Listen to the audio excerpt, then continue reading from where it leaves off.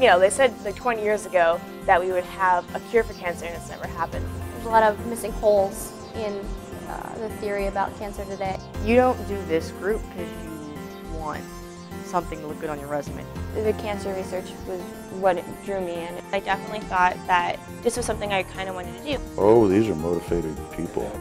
The first semester of the group, you're taught all the techniques, how to do cell culture, how to do like fluorescent staining, use microscopy. You get a sense of confidence that if you see any protocol, you can do it, or you can ask the right questions so you know how to do it. We meet once weekly. We'll discuss a wide variety of different topics, or sometimes you have to give practice seminars. Second semester is all about trying out your first ideas for what you might want to do.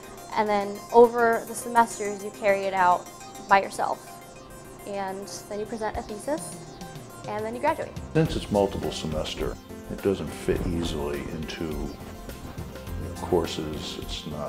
This is not a research lab, or it's more than a teaching lab. It's really rewarding because this is your own research project. I like the freedom. I like that I'm not working in a professor's lab and they just hand you assignments. I'm probably giving them more freedom than they may find as grad students. Being in the lab, it's not just you come in, you do an experiment. It's a lot about trial and error. It tends to be a little chaotic, a lot of false starts, potholes, they start and stop.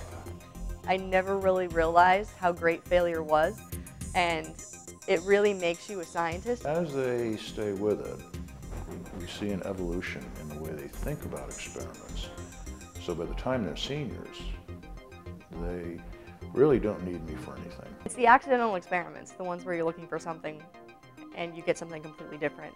It's not like you can plan it, it's just when it happens it's really exciting, and then you're in this flurry of activity for a couple of weeks to months trying to figure out what in the world you've just done.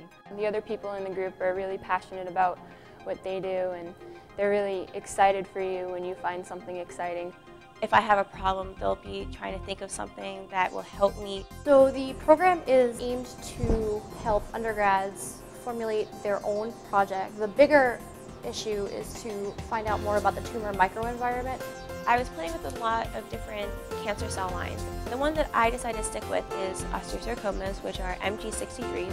I am studying something called MMPs, which are matrix metalloproteinases. Right now, I'm really interested in senescent fibroblasts and how they interact with cancer cells. The change, the evolution of their thought process, that's really quite exciting.